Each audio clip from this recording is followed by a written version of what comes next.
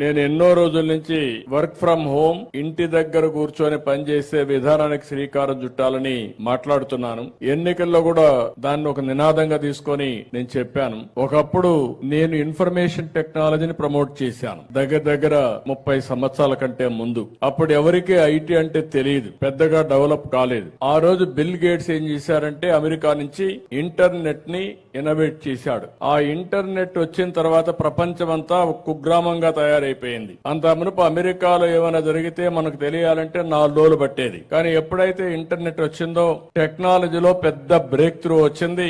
Information టెక్నాలజీకి భవిష్యత్తు ఉందనే ఉద్దేశంతో నేను ఆ రోజుటి నుంచే శ్రద్ధ పెట్టాను. ఎవరికి అర్థం కాలేదు బిగినింగ్ లో. ఆ రోజు ఒక హైటెక్ సిటీ కట్టాలంటే చాలా శ్రమ పడ్డాను. అనేక మీటింగ్లు పెట్టాను. ఇప్పుడు ఏ విధంగా అయితే ఐటీ ప్రొఫెషనల్స్ అంతా పనిచేస్తున్నారో వీళ్ళందరూ ఐడియాస్ తీసుకున్నట్టు 4-5 మీటింగ్లు పెట్టి ఏం చేస్తే బాగుంటుంది అనుకుంటే ముందు హైటెక్ టవర్ కట్టాం. ఆ హైటెక్ టవర్ కట్టిన తర్వాత ఇలాంటి పిల్లలందరూ చూసిన తర్వాత మేం కూడా ఐటీ చదువుకోవాలి, ఐటీ ఉద్యోగం చేయాలనే ఆశ పుట్టింది. దానిపైన నేను అమెరికాకి వెళ్లి అనేక కంపెనీలకు అందరికి చెప్పి 15 రోజులు ఫైల్స్ మోసుకొని అమెరికాలో అన్ని కంపెనీలకు వెళ్లి ఇండియాకి రండి, మా కుర్రాళ్ళు ఉన్నారు, బ్రహ్మాండంగా పనిచేస్తారని చెప్పి ప్రమోట్ చేశాను. అప్పుడు ఆలోచించాను, ఉద్యోగాలు వస్తున్నాయి, దీనికి కావాల్సింది ఇంజనీరింగ్ కాలేజీలు కావాలి, ఐటీ ఎడ్యుకేషన్ కావాలని చెప్పి ఉద్దేశంతో ఆ రోజు 30 ఇంజనీరింగ్ కాలేజీలని 9 ఏళ్లలో 300 ఇంజనీరింగ్ కాలేజీలు చేశాం. ఏ రెవెన్యూ డివిజన్ పైన ఒక ఇంజనీరింగ్ కాలేజీ కనపడేది. ఇప్పుడు